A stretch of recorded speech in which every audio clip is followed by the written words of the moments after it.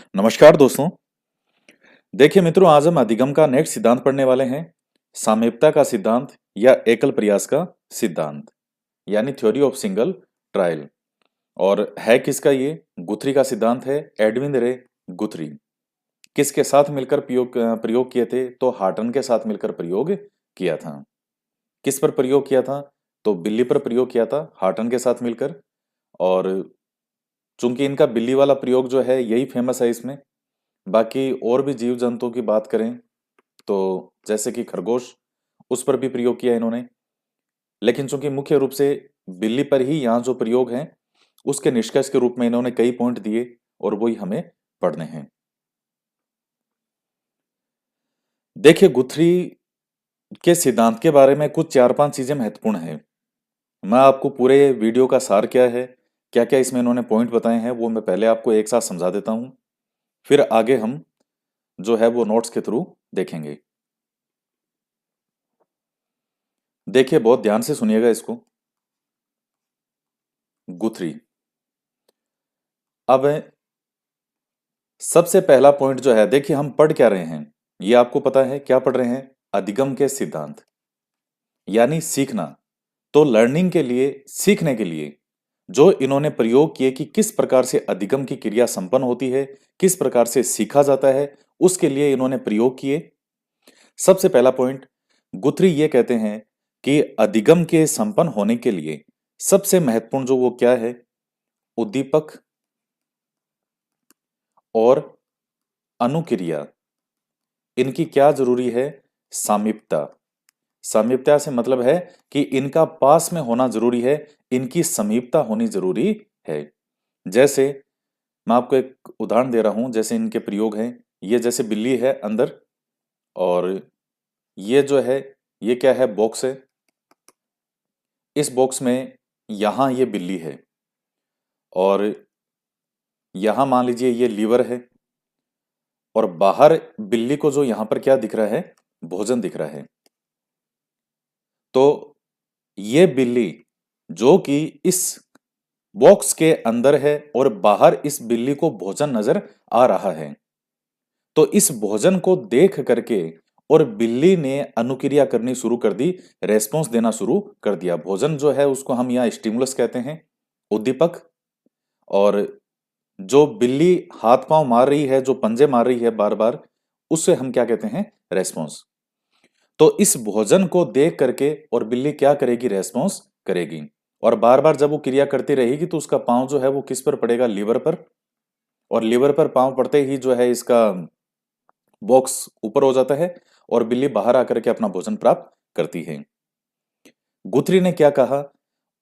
अधिगम के लिए सबसे महत्वपूर्ण क्या है अधिगम की क्रिया संपन्न होने के लिए? कि उद्दीपक और अनुक्रिया में क्या होनी चाहिए? समीपता होनी चाहिए। यानी सीधी सी बात है कि उद्दीपक जब पास में होगा तो निश्चित रूप से अनुक्रिया निश्चित रूप से होगी। तो बिल्ली को भोजन यहां दिखाई दे रहा है ना पास में, तो भोजन को देख करके बिल्ली ने अनुक्रिया शुरू की, तो दोनों समीपता है पास में। भोजन है और भोजन को देख करके बिल्ली ने अनुक्रिया की। तो ये जो समीपता है, ये बताया इन्होंने कि ये अधिगम के लिए आवश्यक है। अब अगर मान लीजिए भोजन इसके सामने होता ही नहीं बाहर, और ये भोजन कहीं और कहीं रखा होता, तो फिर अनुक्रिया कैसे होती? तो सबसे पहला पॉइंट तो ये है। सब मनोवैज्ञानिकों ने अपने अपने सिद्धांत दिए हैं, तो जिसने जो कहा है उसकी वो व्याख्या आपको याद रखनी है। दूसरा पॉइंट, गुथरी ने क्या कहा? कि उद्दीपक और अनुक्रिया, तो कि उद्दीपक और अनुक्रिया अगर ये एक बार भी साथ घटित हो गए, यानी उद्दीपक को देख करके क्या हुई? अनुक्रिया हुई। यहां जैसे ये बॉक्स में फिर से बना रहा हूं, ये इसमें बिल्ली है और बाहर है भोजन। तो भोजन को देख करके, उद्दीपक को देख करके और जो अनुक्रिया हुई, यानी ये जो घटना घटित हुई, उद्दीपक और अनुक्रिया, तो एक बार ये घटना घटित हो गई तो भविष्य में जब भी वो उद्दीपक प्रस्तुत किया जाएगा तो वही अनुक्रिया होगी। जैसे इस भोजन को देख करके बिल्ली ने क्या की, अनुक्रिया की, उसने हाथ पांव मारे। और भविष्य के अंदर भी फिर से भोजन उसको ज्यों ही सामने दिखाई देगा तो बिल्ली उसको देख करके फिर से वही रेस्पॉन्स करेगी। तो पहला जो पॉइंट है वो क्या है इसमें, कि उद्दीपक और अनुक्रिया की समीपता होनी आवश्यक है। तो ये मैंने आपको उदाहरण से समझा दिया। दूसरा है कि उद्दीपक अनुक्रिया की घटना एक बार भी अगर घटित हो गई तो भविष्य में जब भी वही उद्दीपक सामने प्रस्तुत किया जाएगा तो वही अनुक्रिया जो है वो निश्चित रूप से होगी। तीसरा पॉइंट इन्होंने क्या कहा कि उद्दीपक और अनुक्रिया के मध्य जो संबंध है वो पहले प्रयास में ही, सर्वप्रथम प्रयास में ही संपन्न हो जाता है, स्थापित हो जाता है। फिर से सुनिएगा इन्होंने क्या कहा कि उद्दीपक और अनुक्रिया के मध्य जो संबंध है वो पहले प्रयास में ही स्थापित हो जाता है। तो अब इनसे किसी ने पूछा कि गुथरी जी अगर ये बताइए कि पहले प्रयास के अंदर मान लीजिए बिल्ली को सफलता नहीं मिली तो फिर आप कैसे कहोगे कि पहले प्रयास में ही उद्दीपक और जो अनुक्रिया है यानी स्टिमुलस और रेस्पॉन्स कि इनके अंदर पहले प्रयास में ही संबंध स्थापित हो जाता है, यह आपने कहा। अब अगर मान लीजिए बिल्ली पहले प्रयास में सफल नहीं हुई तो इन्होंने कहा चाहे वो दूसरा प्रयास करे, चाहे तीसरा, चाहे चौथा, चाहे पांचवा, चाहे छठा, चाहे सातवां, हमारी नजर में उसका हर प्रयास क्या है, पहला प्रयास ही है। जबकि हमने जब थार्नडाई का सिद्धांत देखा था, प्रयास और त्रुटि का सिद्धांत, वहां था कि उस भोजन को देख करके बिल्ली ने बार बार प्रयास किया, गलतियां की, त्रुटि, प्रयास एंड त्रुटि, प्रयास एंड त्रुटि, और अंत में जो है उसका पांव जो है वो लीवर पे लगता है और बिल्ली भोजन प्राप्त करती है। तो बार बार जो उसने क्या की, गलतियां की, त्रुटियां की। तो लेकिन यहां ये क्या कह रहे हैं कि चाहे वो कितने भी प्रयास करें, अगर बिल्ली पहले प्रयास में सफल नहीं भी होती है तो भी हमारी नजर में उसका जो हर एक नया प्रयास है वो हमारी नजर में पहला प्रयास ही है। तो तीसरा पॉइंट आप ये इसमें ध्यान रखिएगा। इसके बाद में चौथा पॉइंट क्या है कि बिल्ली ने जिस स्थिति के कारण सफलता प्राप्त की थी, जिस अनुक्रिया के कारण, तो बाद में भी बिल्ली उसी अनुक्रिया के द्वारा ही उस भोजन को प्राप्त करेगी। जैसे मान लीजिए ये है बॉक्स, इसमें बिल्ली है और ये सामने भोजन है और ये लीवर है। इस भोजन को देख करके बिल्ली ने पंजे मारना शुरू किया और अब चूंकि देखिए अब बिल्ली क्या है, जो यहां पर उछल कूद मचा रही है और संयोग ऐसा था कि बिल्ली की पूंछ उस लीवर पे लगी और पूंछ के लीवर पर लगने से अब चूंकि वो क्या हो गया, ये बॉक्स का द्वार खुल गया, बिल्ली ने आकर के भोजन प्राप्त कर लिया। तो बिल्ली ने क्या अधिगम किया, बिल्ली ने क्या सीखा, उसने ये सीखा कि अगर मेरी पूंछ लीवर पर जाएगी तो ही गेट खुलेगा। तो अगली बार भी जब बिल्ली को गेट खोलना होगा, बाहर आना होगा और उसके सामने भोजन रखा जाएगा तो बिल्ली अपनी पूंछ के द्वारा ही उस लीवर को दबाने का प्रयास करेगी। यह है इनका मतलब, यानी बिल्ली ने या किसी भी प्राणी ने अधिगम के दौरान जिस क्रिया के द्वारा उद्दीपक को प्राप्त किया था, अगली बार उस उद्दीपक के उपस्थित होने पर उस प्राणी के द्वारा उसी अनुक्रिया को पुनः किया जाएगा। जैसे मान लीजिए उस बिल्ली का पूंछ नहीं लगने की बजाय उसका मुंह लगता उस लीवर पे और वो लीवर पर लगने से जो है बॉक्स खुल जाता और बिल्ली बाहर आकर के भोजन प्राप्त करती। तो बिल्ली ने क्या सीखा कि अगर मेरा मुंह इस लीवर पे लगेगा तो ही ये द्वार खुलेगा। तो ये एक इनका फोर्थ पॉइंट है। तो ये सारी चीजें, ये मेन पॉइंट। और पांचवा एक पॉइंट इसमें और है कि इन्होंने पुनर्बलन के महत्व को स्वीकार नहीं किया। जब मैंने आपको सारणी बनवाई थी वो याद कीजिएगा, कौन सी, व्यवहारवादियों वाली, और एक तरफ कौन सी थी, संज्ञानवादी जो थे। उसमें व्यवहारवादियों के अंदर भी मैंने आपको दो उस पे उसके विभाजन किए थे और एक में लिखा था अपुनर्बलन। याद कीजिएगा उस सारणी को, अपुनर्बलन। और अपुनर्बलन के अंदर मैंने दो नाम लिखे थे, एक तो था पावलाव और एक था गुथरी। तो ये दोनों पुनर्बलन के महत्व को स्वीकार नहीं करते। ऐसा नहीं कि पुनर जो कभी कि ये जो है रीइंफोर्समेंट, पुनर्बलन की देना ही नहीं चाहिए। ये कह क्या रहे हैं कि इन्होंने पुनर्बलन के महत्व को स्वीकार नहीं किया। अभी हम गुथरी की बात कर रहे हैं। गुथरी ने क्या कहा? अब गुथरी का कई बार प्रश्न प्रश्न आता है कि किसने पुनर्बलन के महत्व को स्वीकार नहीं किया, या किसने यह माना कि पुनर्बलन का कोई महत्व नहीं है। तो इस प्रकार से आपका प्रश्न पूछा जाएगा। हालांकि गुथरी ने यह क्यों कहा कि पुनर्बलन का कोई महत्व नहीं है? यह इसलिए कहा, इन्होंने यह कहा, क्या कहा कि भोजन जब बिल्ली को दिखा, तो भोजन दिखने के पश्चात, उद्दीपक दिखने के पश्चात बिल्ली ने क्या की? अनुक्रिया की। तो वो अनुक्रिया करने के बाद में ही बिल्ली को अब क्या मिल रहा है? पुनर्बलन मिल रहा है। तो अब उसका कोई महत्व नहीं है। यानी अनुक्रिया के बाद अगर बिल्ली को पुनर्बलन आप दे रहे हो, तो उसका सीखने से क्या संबंध है? वो तो उद्दीपक को देख के बिल्ली ने ये सीखा कि हां, उसको बार बार हाथ पांव मारने हैं, और जहां से लीवर खुला वो भोजन प्राप्त करेगी। तो सीखने का और इस पुनर्बलन का आपस में कोई लेना देना नहीं है। तो इसलिए ये पुनर्बलन के महत्व को नहीं मानते। क्यों नहीं मानते? क्योंकि पुनर्बलन अनुक्रिया के पश्चात दिया जाता है। तो एक ये पॉइंट है। तो ये 500 पॉइंट आपको ध्यान में रखने हैं। मैं आपको फिर से रिपीट कर रहा हूं।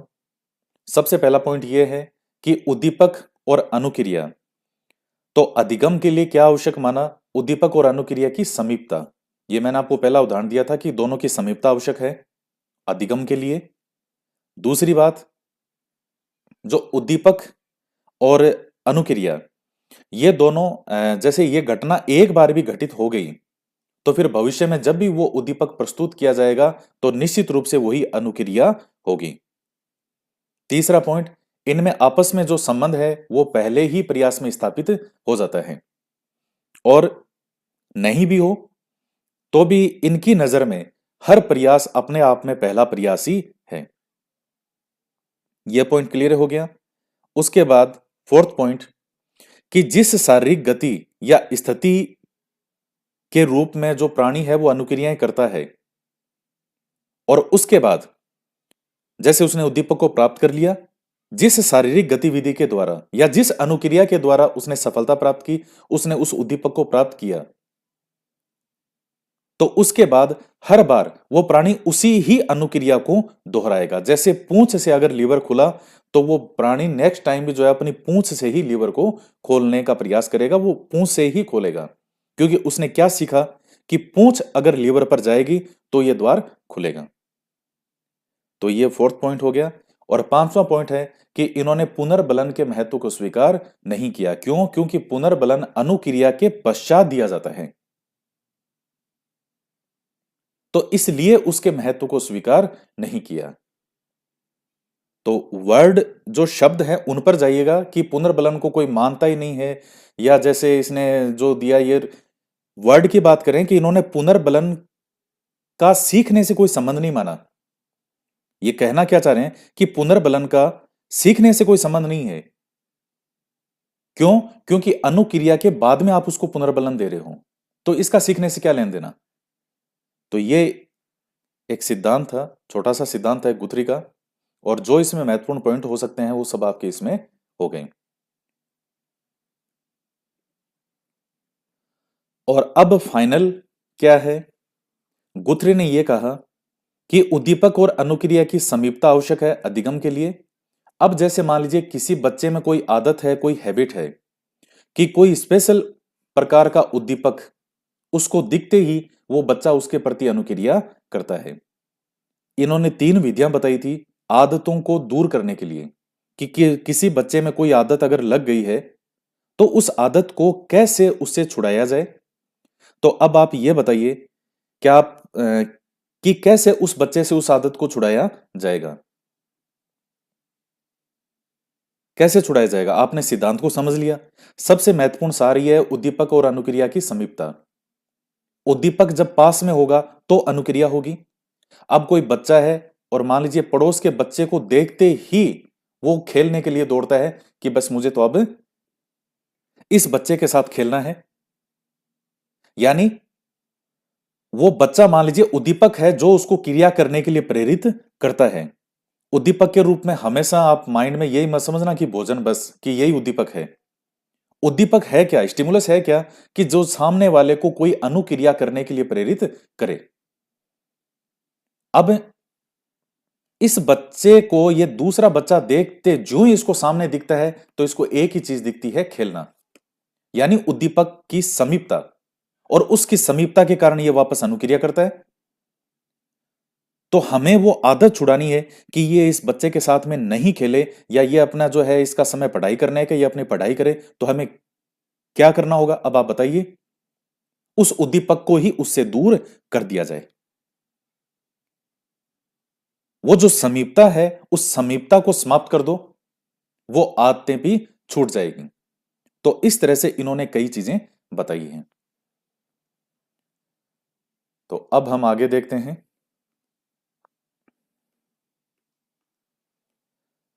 एडविन रे गुथरी गुथरी और हार्टन ने किस पर प्रयोग किए, बिल्ली पर प्रयोग किए थे। गुथरी ने बताया कि उद्दीपक तथा अनुक्रिया यदि एक बार भी साथ में घटित हो जाती है तो भविष्य में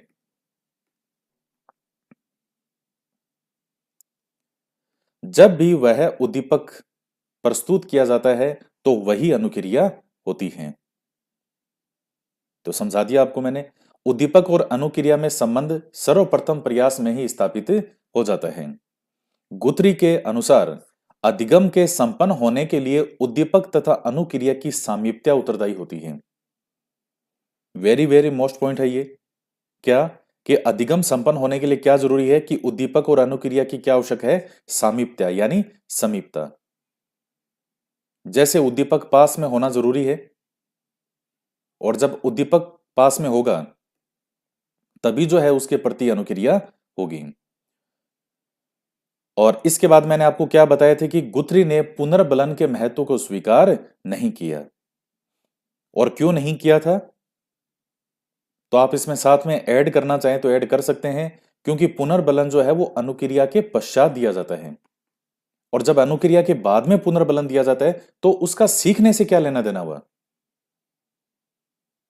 तो ये पॉइंट हो गए। नेक्स्ट आता है, गुथरी ने आदतों को छोड़ने के लिए 3 विधियां बताई थी। ये काफी महत्वपूर्ण है। सबसे पहली है दहली विधि, दूसरी थकान विधि, और तीसरी है अनानुकूल प्रतिक्रिया विधि।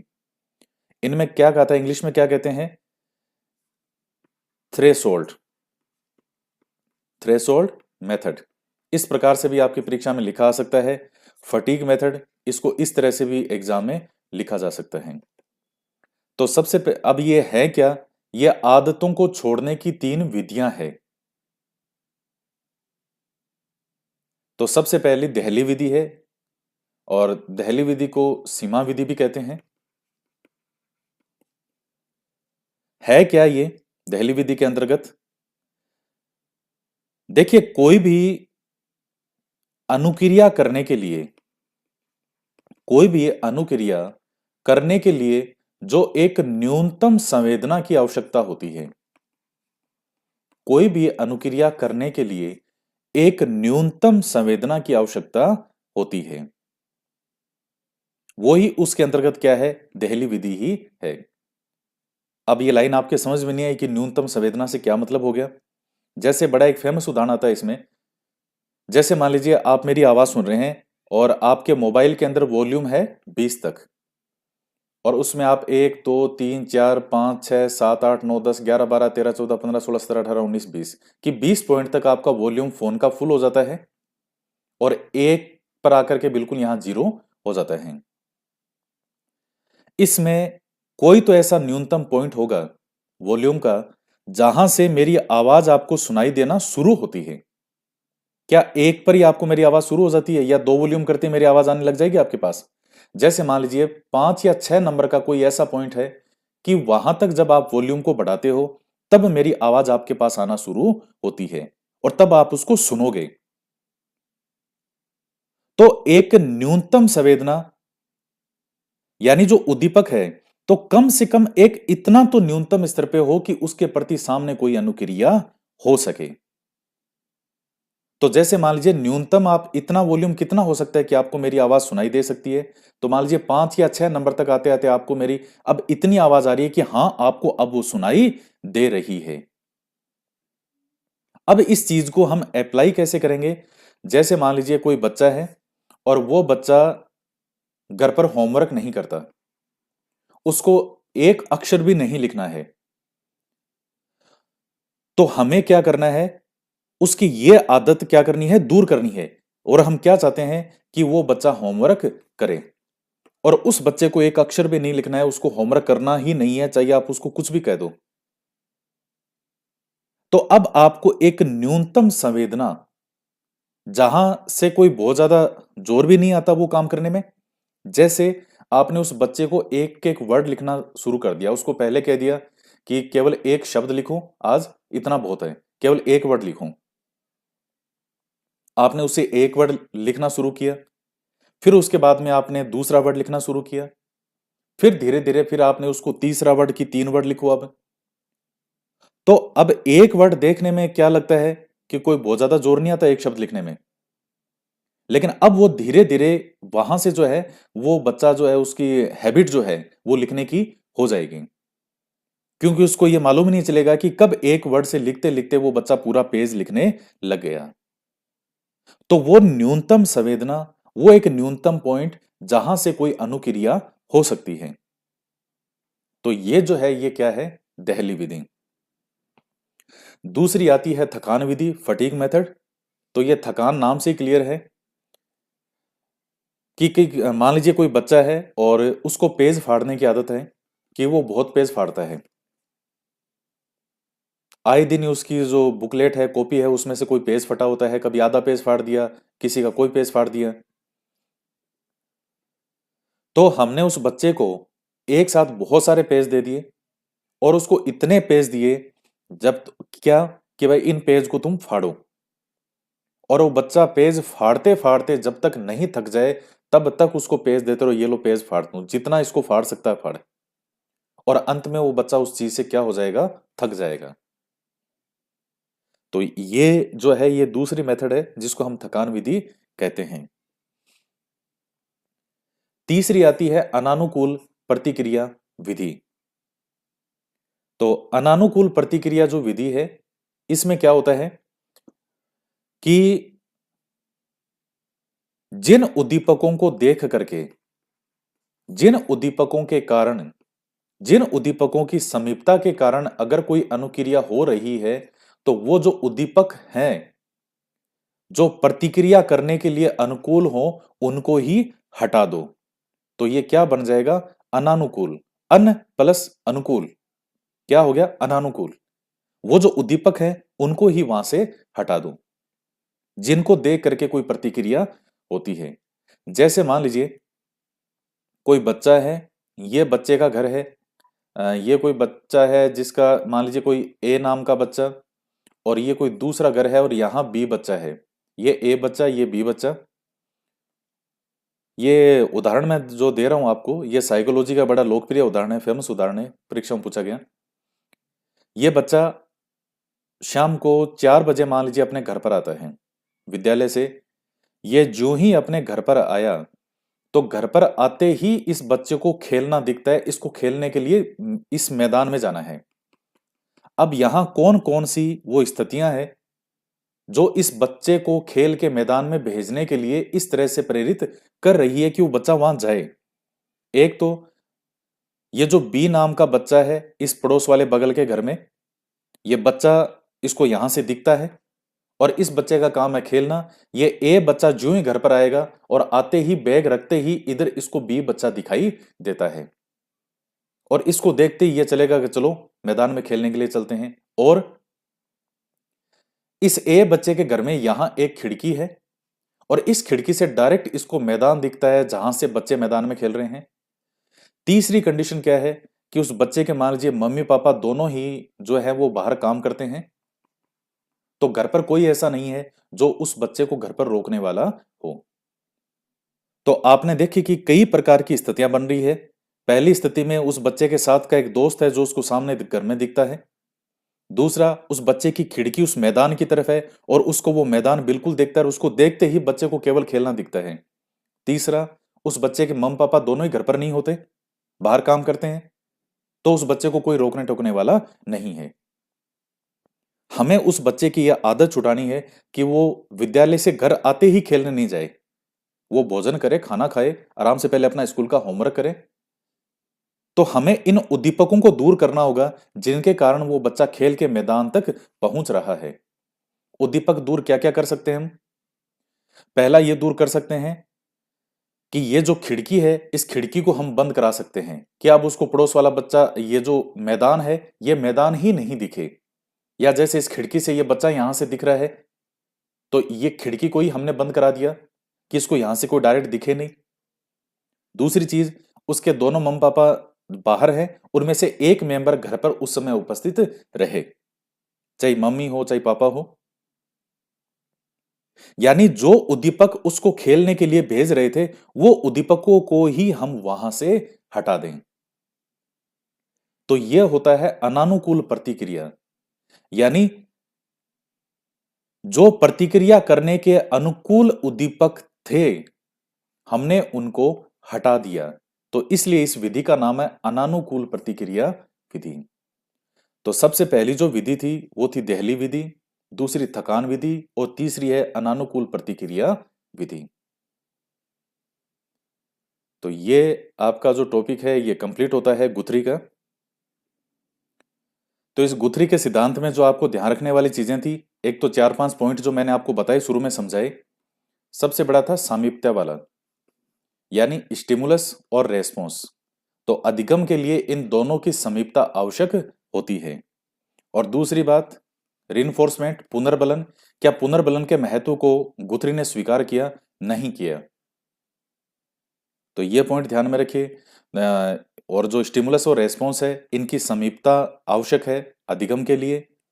इसके अलावा जो प्राणी है, जो पहली बार जिस क्रिया से उसको सफलता हासिल हुई है, जो पहले प्रयास में जिस एक्टिविटी के द्वारा, जिस अनुक्रिया के द्वारा उसको उद्दीपक प्राप्त हुआ है, उसने सफलता प्राप्त की है, वो प्राणी बार बार उसी क्रिया को ही दोहराएगा, जो कि मैंने आपको पूंछ वाला या मुंह वाला उदाहरण बताया आपको।